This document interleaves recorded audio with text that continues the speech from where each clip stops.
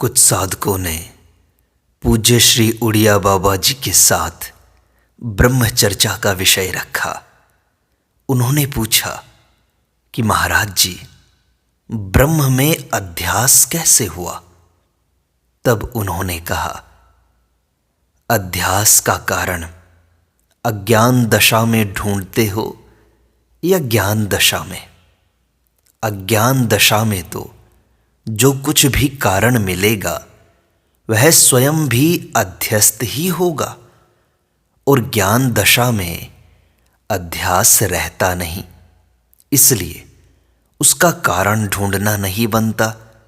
इसलिए जिज्ञासु को इसलिए उसका कारण ढूंढना नहीं बनता। जिज्ञासु को अध्यास न ढूंढकर अधिष्ठान की ही खोज करनी चाहिए। अधिष्ठान ज्ञान से यह निश्चय हो जाएगा कि वस्तुतः अध्यास कभी हुआ ही नहीं। यह जो कुछ प्रतीत होता है बिना हुआ ही भास रहा है। लोग सूर्य को तिमिर अरी कहते हैं, किंतु क्या सूर्य ने कभी अंधकार को देखा है? महाराज जी, काम क्रोध आदि के प्रति बोधवान की क्या दृष्टि रहती है? बोधवान की दृष्टि में काम क्रोध आदि का अत्यंत अभाव होता है। जब उसकी दृष्टि में इनके आश्रयभूत चित्त की ही सत्ता नहीं है तो इनकी स्थिति तो हो ही कैसे सकती है? महाराज जी, जगत का अत्यंत अभाव और ब्रह्म को अभिन्न निमित्तोपादान कारण मानने में क्या अंतर है? समुद्र का शांत स्वरूप अत्यंत अभाव का और उसकी सतरंग अवस्था अभिन्न निमित्तोपादान का दिग्दर्शन कराती है। प्रपंचाभाव शुद्ध चिति है और प्रपंच सत्ता चिद्विलास है। वह निस्पंद चिति है और यह सस्पंद चिति है। इनमें से किसी भी पक्ष में आग्रह नहीं होना चाहिए। श्रुति कहती है, जीवन मुक्ति पदम त्यक्त्वा स्वदेहे कालसात् कृते विशत्य देह मुक्तत्वम पवनो स्पंदतामिव। अपने देह के काल कवलित होने पर बोधवान पुरुष वायु के निस्पंद हो जाने के समान जीवन मुक्ति पद का त्याग करके विदेह मुक्ति प्राप्त कर लेता है। महाराज जी, ज्ञानाद एव तु कैवल्यम, इस वाक्य में ज्ञान और कैवल्य का क्या संबंध है? देखो, ज्ञान शब्द की व्युत्पत्ति दो प्रकार से है। ज्ञायते अनेन इति ज्ञानम और ज्ञायते इति ज्ञानम। इनमें पहला ज्ञान कारण रूप है और दूसरा स्वरूप भूत। इस वाक्य में पहला अर्थ लिया गया है। यहां ज्ञान ही कैवल्य नहीं है बल्कि कैवल्य का हेतु है। अतः यह वृत्ति ज्ञान है, स्वरूप ज्ञान नहीं। स्वरूप ज्ञान तो प्रपंच अभाव का निश्चय करने पर ही प्राप्त होता है। महाराज जी, जीवन मुक्ति और विदेह मुक्ति किसे प्राप्त होती है? जीवन मुक्ति और विदेह मुक्ति भी स्वप्न ही तो है। एक ही दृष्टा में ऐसा कोई व्यापार होना संभव नहीं है। यह केवल व्यावहारिक दृष्टि है। अष्टावक्र मुनि कहते हैं, एको द्रष्टासि सर्वस्य मुक्त प्रायोसि सर्वदा अयमेव हि ते बंधः द्रष्टारम पश्यतीतरम। क्योंकि मुझ शुद्ध चेतन में कोई विक्षेप नहीं है, इसलिए मुझे समाधि भी नहीं होती। तू सबका एक ही दृष्टा और सर्वदा मुक्त प्राय है। यही तेरा बंधन है कि तू अपने से भिन्न कोई और दृष्टा देखता है। अतः जीवन मुक्ति और विदेह मुक्ति भी व्यवहारिक ही है। ये अनेक दृष्टा मानने पर ही संभव है। एक सर्वसाक्षी अखंड चेतन में इनका होना संभव नहीं है। इनका संबंध स्वप्न पुरुषों से ही है। समाधि भी स्वप्न पुरुष को ही होती है।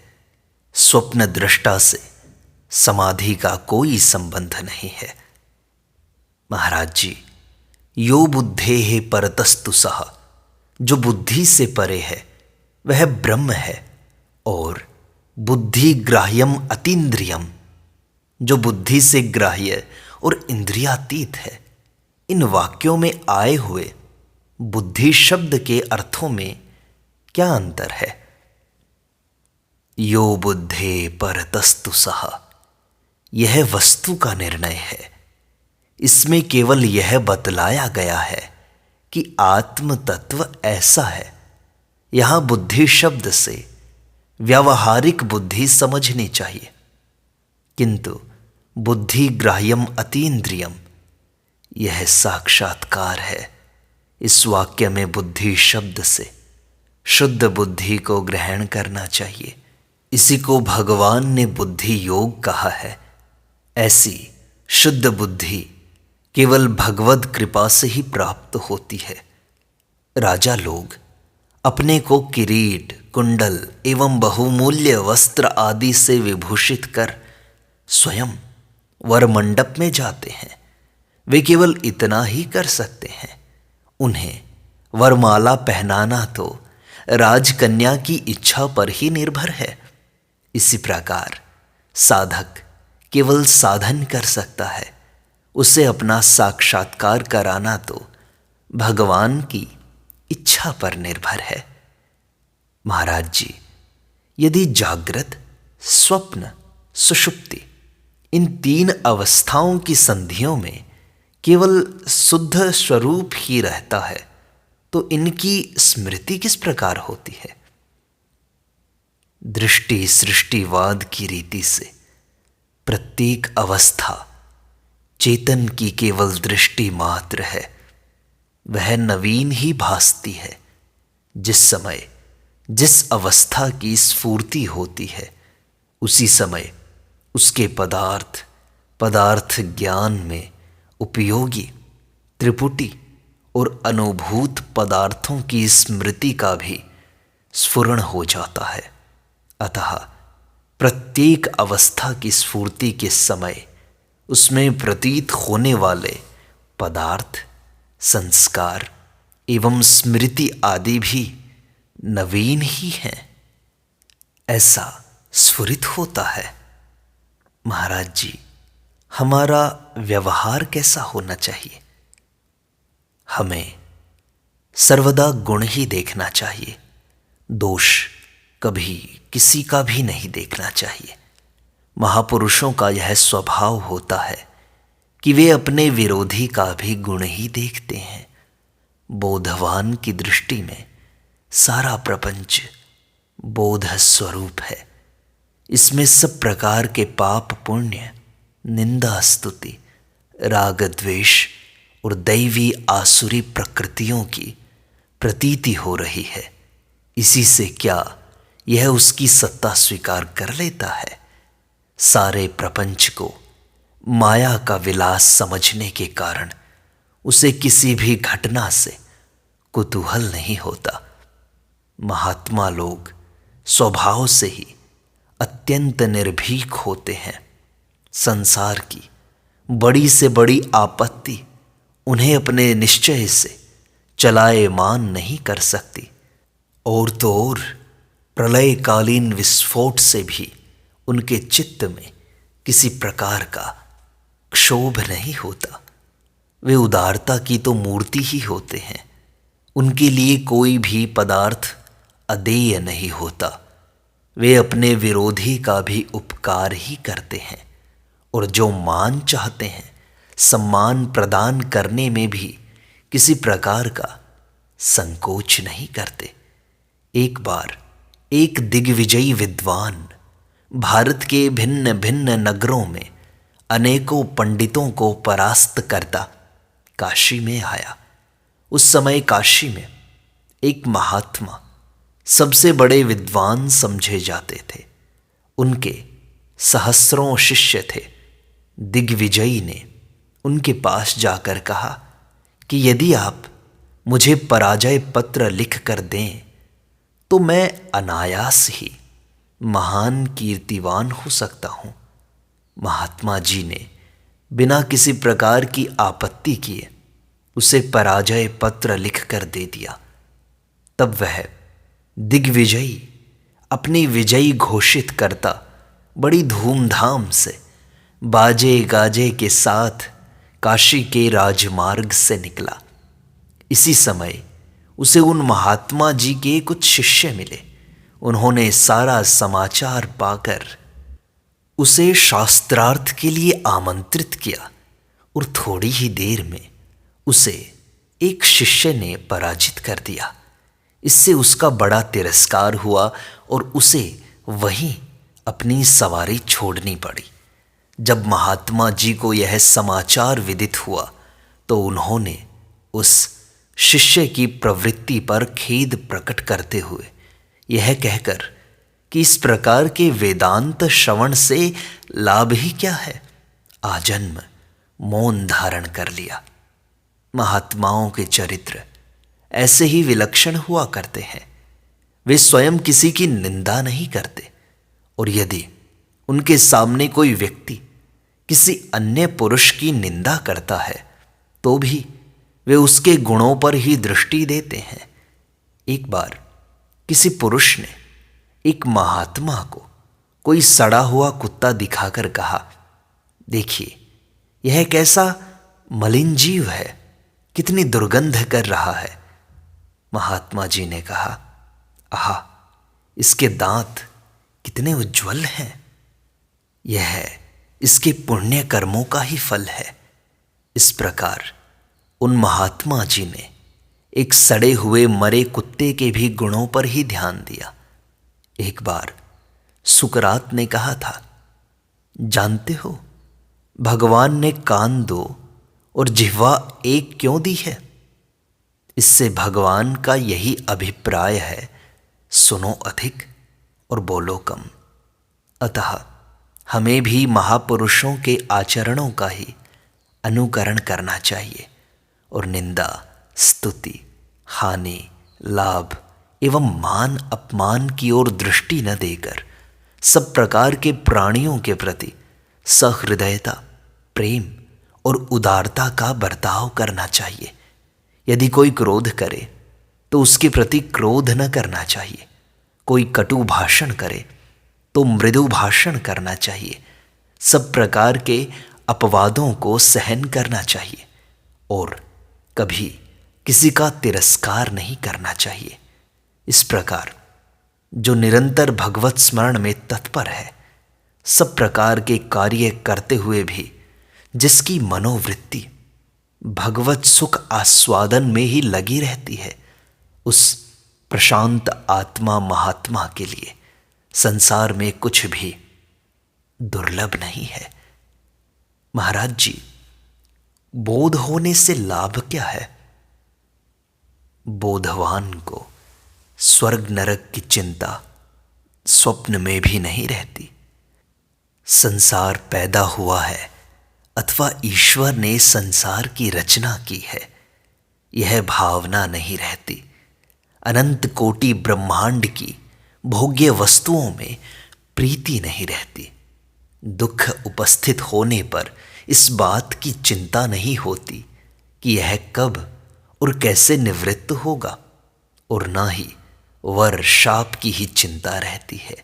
यदि किसी भी दैवी या आसुरी वस्तु को देखकर उसमें सत्यत्व भावना हो जाती है तो समझना चाहिए कि अभी बोध नहीं हुआ। सब प्रकार के कर्म करते हुए भी उनका कोई फल नहीं होता, क्योंकि वह कर्ता भोक्ता को अपने से भिन्न देखता है। महाराज जी, राग द्वेष के अत्यंत अभाव का क्या उपाय है? उपाय यही है कि सारे प्रपंच को मनोराज्य देखे। निंदा स्तुति और राग द्वेष से प्रपंच में सत्यत्व दृढ़ होता है। तो महाराज जी, अदृढ़ बोध में भी राग द्वेष क्यों रह जाता है? अनेक जन्मों के अभ्यास के कारण रह जाता है। महाराज जी, ब्रह्माकार वृत्ति का क्या स्वरूप है? वृत्ति दो प्रकार की है, सामान्य और विशेष।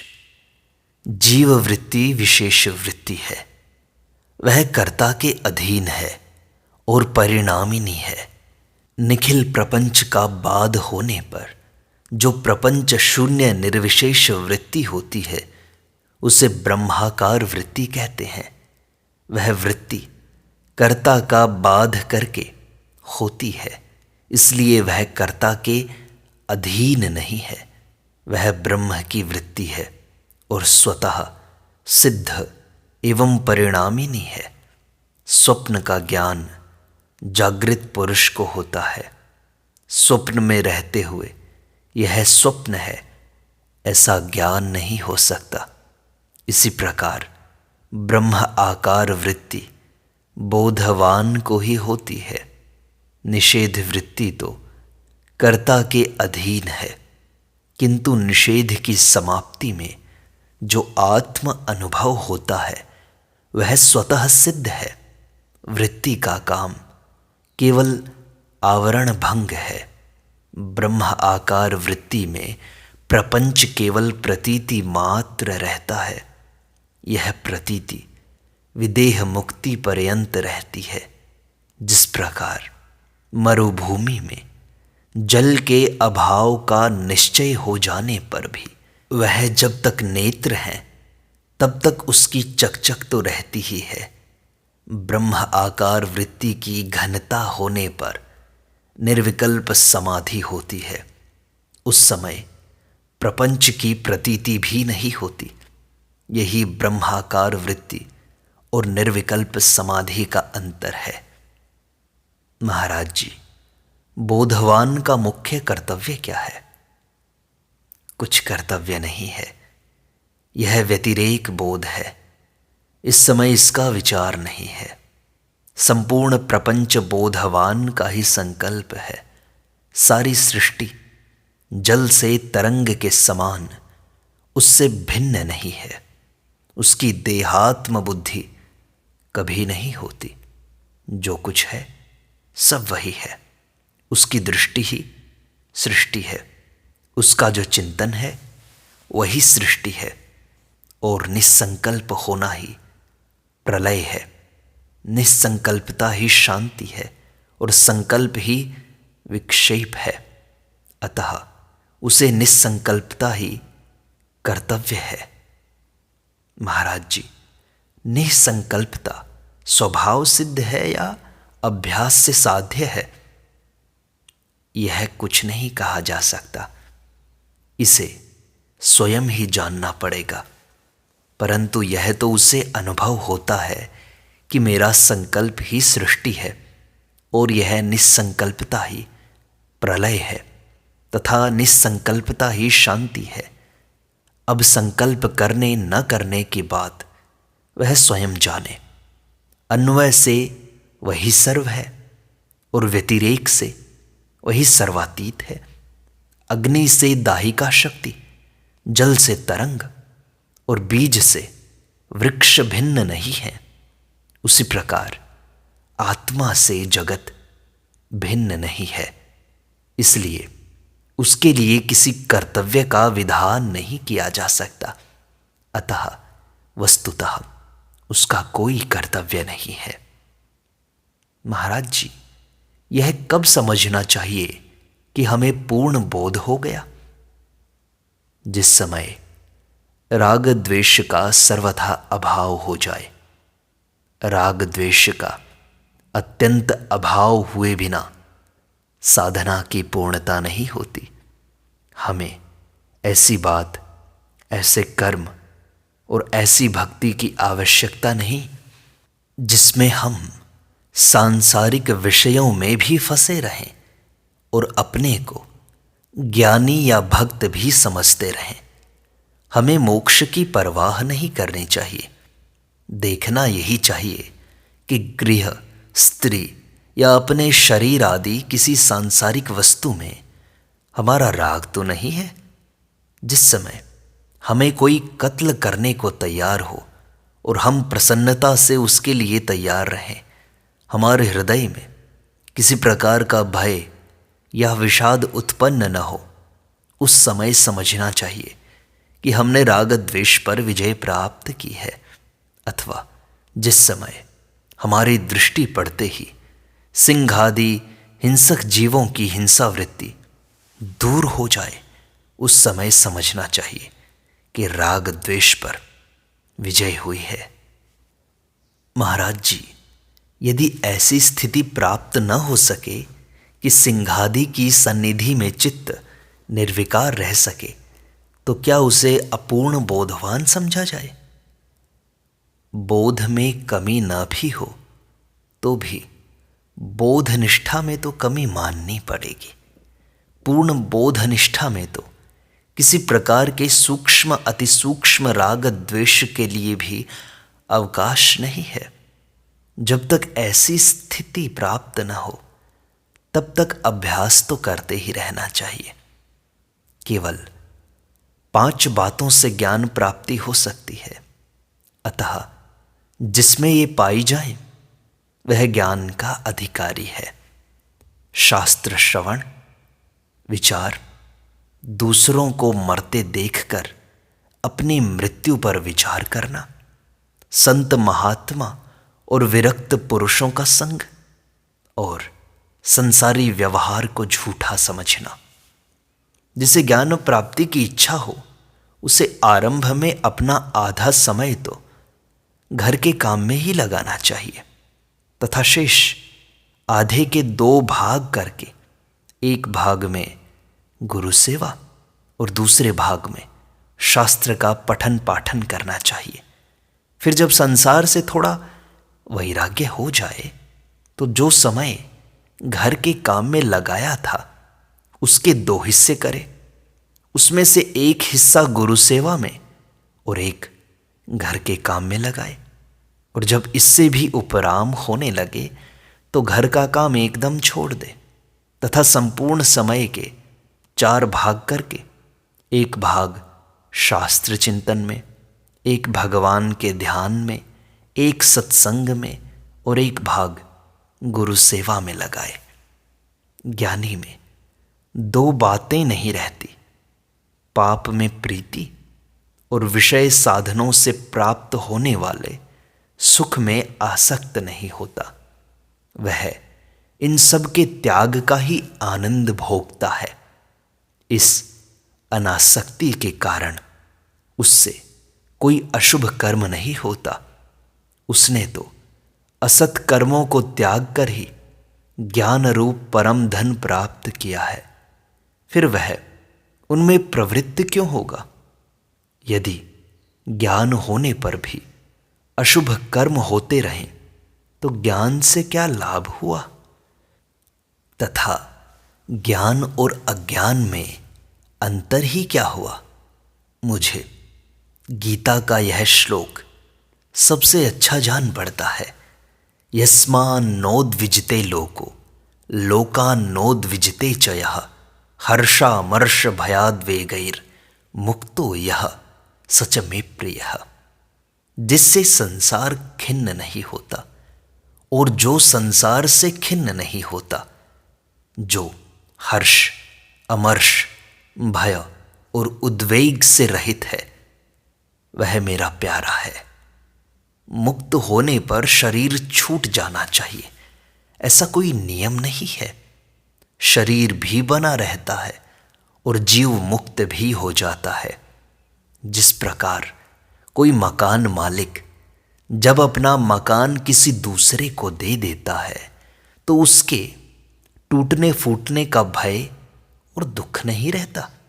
इस प्रकार वह दुख मुक्त भी हो जाता है और मकान भी बना रहता है। इसी तरह ज्ञान होने पर शरीर भी बना रहता है और मुक्ति भी हो जाती है। वैराग्य का फल बोध है और बोध का फल उपरति है। इतना अंतर अवश्य है कि वैराग्य होने पर विषय में ग्लानि होने के कारण उसे भोगा नहीं जाता और उपरति होने पर वस्तु सामने रहने पर भी उसे भोगने की प्रवृत्ति नहीं होती।